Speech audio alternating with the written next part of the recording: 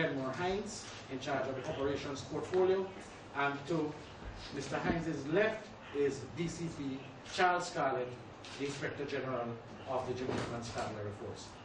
Without much further ado, I'd like to ask the Commissioner of Police to make his statement. Thank you, Carl. Deputies, ladies and gentlemen, Colonel, good afternoon and thanks much for coming out at this short notice. The security forces wish to confirm reports that Christopher Lloyd Cook, in respect of whom the police are holding a warrant of arrest for the commencement of extradition proceedings, was arrested this afternoon at 4. He was arrested by a party of policemen manning a vehicle checkpoint along the Mandela Highway, and they were acting on intelligence.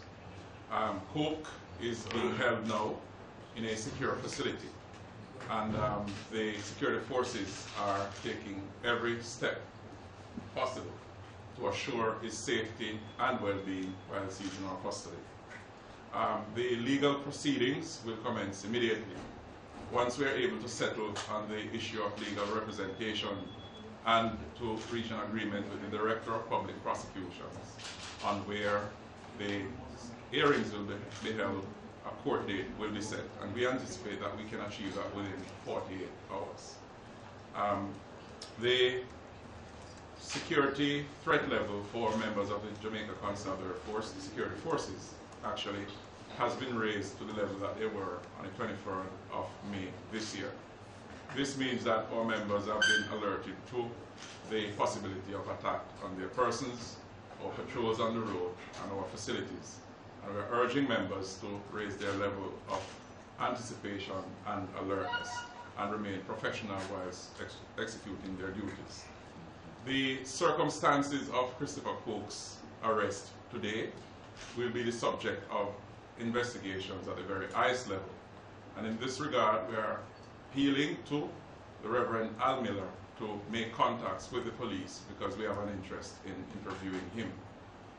This afternoon, before coming down here, I spoke with all my senior officers, and I asked each individually if they were party to any discussion or agreement for the bypassing of the legal processes for Coke to be turned over to U.S. Marshals. Each officer responded in the negative. I would like to have Mr. Miller in so that we can have discussions with him, and we'd advise him to have his attorneys accompany him. I would like to appeal to the family, friends, and sympathizers of Christopher Cook to remain calm and to allow the law to take its course. I'd also like to assure the citizens of Jamaica that the situation remains normal, there's no need for alarm, and they can get about their business in the usual way. We would also like to reassure the country that we'll continue our efforts to defeat organized crime and restore law and order in this country, whilst at the same time turning around the crime and security situation. And finally, I'd like to appeal to the members of the public to continue to give us their support by way of information and intelligence as we continue our difficult yet rewarding task of securing this country. Let me also use the occasion to thank and congratulate all the men and women of both forces, Jamaica Defense Force and the Jamaica Constabulary Force, for their professionalism, discipline, and commitment to duty displayed over the last several weeks as we dealt with this very complex and difficult matter, and as we continue on our quest to defeat organized crime and restore law and order in this country. Thank you very much. Thank you, Commissioner. I think you guys know the routine. Identify yourself. We're going to take no more than 10 questions. You said 5? 10 questions. He's working with them. Yes, Lady Mato, TVJ News. We heard that Reverend Al Miller was with Mr. Coke at the time. If that's so, why wasn't he arrested at that time, and where should he go? That's only one question. I'm going to. Well, no, you have to I pass think on Carl to will somebody. You have to pass on to somebody. One question, pass on, because a lot of people are going to have Oh, questions. no problem. The information coming to the High Command is that the Reverend Al Miller was in the company of Coke at the time of Coke's arrest. The policemen on the ground at the time allowed him to go.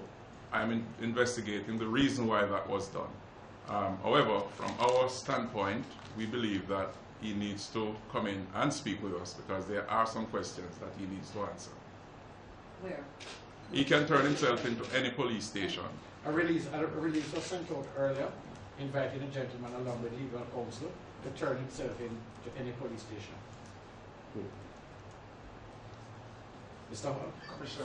Commissioner Arthur Hall from the Leader Company. Yes, sir. What's the condition of Mr. Coke when he was held? Was he physically okay? What was he when he was held? I have no report that he was in any condition other than physically well.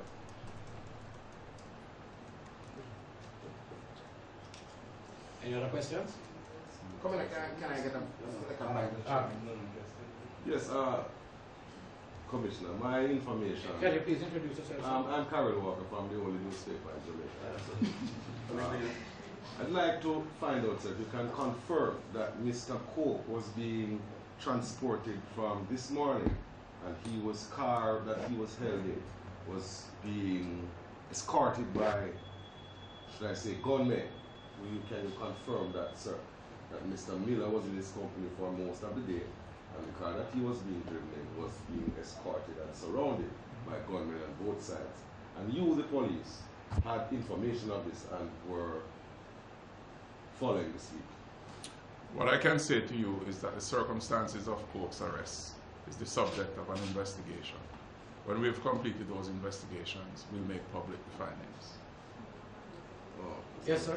During Burby CBT, we captured Coke, you want Al Miller. Were there any other persons with him at the time who were arrested as well?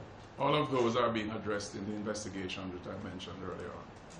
Can you say whether or not persons were with him who have been All arrested? of those questions will be addressed in the investigations into the circumstances of his arrest. Chameleon for Nationwide News, is there any timeline as to how long this investigation will last? No, we can't put a timeline on investigation. It depends on how well people cooperate. We expect full cooperation. Commissioner Arthur Hall, Mr. Coke and his supporters, or supporters of Mr. Coke, attacked 3 police stations. There was an attack on your members of your team on Mountain View. Will Mr. Coke be charged for any crimes locally? We are investigating all the attacks on our members and facilities. We are investigating all the crimes that were committed on that day, 23rd of May. All individuals are being looked at in relation to how or by what means they may have participated in those. We're not yet in any position to make any definitive statement about who will be charged for what, but we're keeping our options open. Commissioner. Yes, Donna White, observer. Is it that you got information from a member of the public where you knew where he was at the time? Which means that person would probably be collecting the reward money. The arrest of Coke today is the culmination of an extended operation which started on the 24th of May. Commissioner, you haven't answered Donna's question. I have answered as best I can.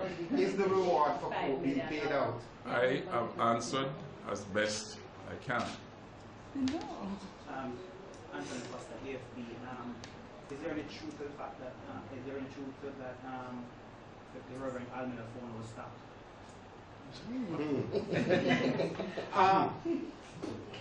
One more question on the close of press I heard that conference. Mr. Coke was transferred by helicopter from Spanish Town to here. Can you say? Mr. Coke was transported from St. Catherine to a secure facility where he will be held until he appears in court. Manner of transportation needs not be discussed at this time.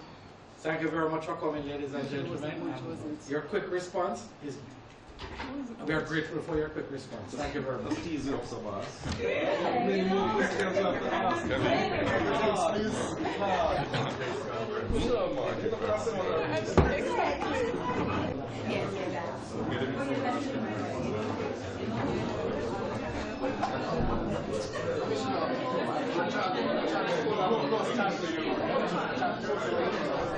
Hurry.